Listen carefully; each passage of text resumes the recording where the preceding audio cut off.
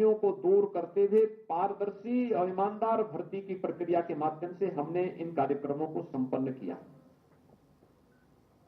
Police के आधुनिकीकरण की दिशा में प्रयास किए।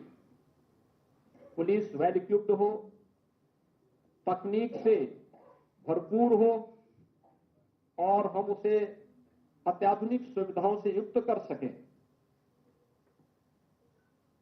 पुलिस लाइन नहीं थी, बहुत सारी जगह थाने के भवन नहीं थे, उनके पास साधन नहीं थे। उत्तर प्रदेश जैसे बड़े राज्य में पुलिस में भारी संख्या में भर्ती नहीं हो पा रही थी, प्रमोशन नहीं हो पा रहे थे, तकनीक का दूर दूर से संबंध नहीं रह गया था। अगर मैं साइबर पुलिसिंग की बात करूं तो उत्तर प्रदेश जैसे राज्य में 75 जनपद हैं, लेकिन साइबर थाने मात्र 2 थे। एफएसएल की कोई लैब नहीं थी। फॉरेंसिक जांच के लिए तो हमें दूसरे राज्यों पर निर्भर रहना पड़ता था या फिर मोबाइल वैन को चला करके उसकी खानापूर्ति होती थी। आज उत्तर प्रदेश देश के उन राज्यों में है जो अपने यहां फॉरेंसिक इंस्टीट्यूट के निर्माण की कार्रवाई को भी आगे बढ़ा दिया है। 18 रेंज हैं, सभी रेंज में फॉरेंसिक लैब की स्थापना की कार्रवाई को आगे बढ़ा दिया है।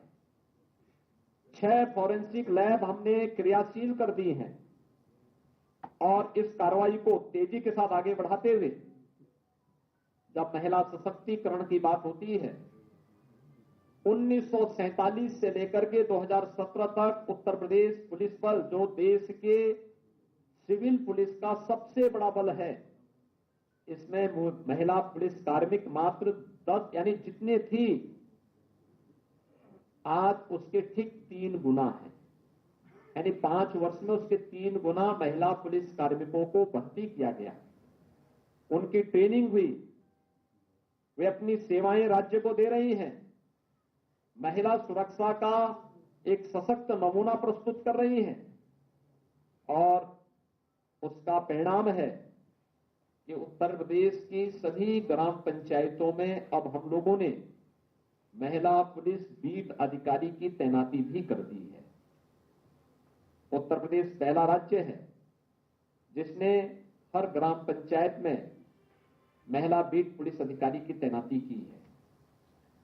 उत्तर प्रदेश पहला राज्य है जिसने सीमावर्ती क्षेत्र में ज्वाइंट पेट्रोलिंग की कार्रवाई को आगे बढ़ाया है। उत्तर प्रदेश पहला राज्य है जिसमें पिछले 5 वर्ष में कोई दंगा नहीं हुआ, कोई आतंकी घटना नहीं घटित हुई और उत्तर प्रदेश पहला राज्य है जिसने नई सूचना तकनीक का उपयोग करते हुए ई प्रोसिक्यूशन में सर्वाधिक कार्रवाई करते हुए देश के अंदर अग्रणी स्थान प्राप्त किया है।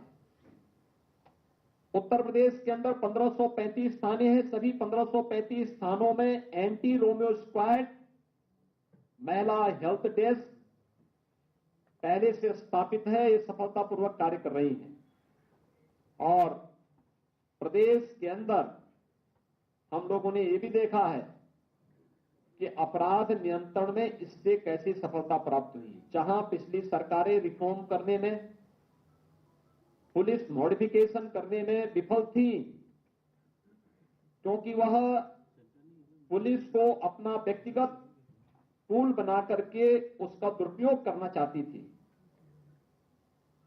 उससे ठीक इतर भारतीय जनता पार्टी की डबल इंजन की सरकार ने पुलिस में रिफॉर्म करने में कोई कोताही नहीं बरती। 4 पुलिस कमिश्नरेट हम लोगों ने लागू किए। पुलिस की अत्याधुनिक अवस्थापना सुविधाओं के विकास के लिए कार्य किया। हर पुलिस लाइन में पुलिस कार्मिकों के लिए आवासीय सुविधा, हर थाना में पुलिस कार्मिकों की आवासीय सुविधा, महिला और पुलिस कार्मिकों के लिए अलग अलग सुविधाएं, बैरक का निर्माण, पुलिस लाइन का निर्माण, नए थानों का निर्माण, फायर टेंडर का निर्माण, ये सभी कार्रवाई को भी युद्ध स्तर पर आगे बढ़ाया और प्रदेश के अंदर इसका परिणाम है कि वर्ष 2016 से अगर हम 16-17 की तुलना हम 20-21 से करें तो प्रदेश के अंदर जो एनसीआरबी का national crime bureau of India के जो डाटा है उसके अनुसार डकैती के मामलों में लगभग 58%, लूट के मामले में 64%, हत्या के मामले में 23%, फिरौती हेतु अपहरण इसके मामले में 53%, दहेज मृत्यु में 8% और बलात्कार के मामलों में 43% कमी देखने को मिली है।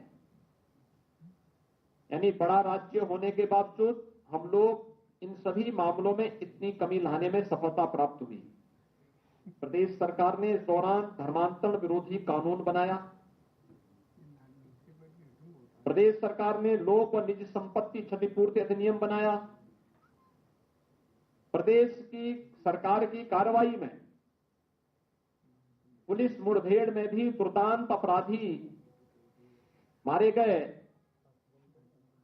जिनकी संख्या 155 से अधिक, घायल हुए 3638, 13 पुलिस जवान हमारे शहीद हुए और 1236 पुलिसकर्मी घायल भी हुए।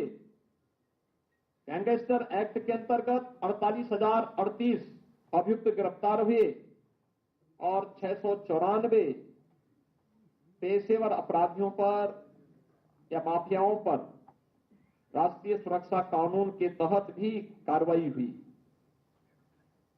प्रदेश के अंदर जो पेशेवर माफिया और अपराधी पहले सत्ता का संरक्षण प्राप्त करके गरीबों का, व्यापारियों का,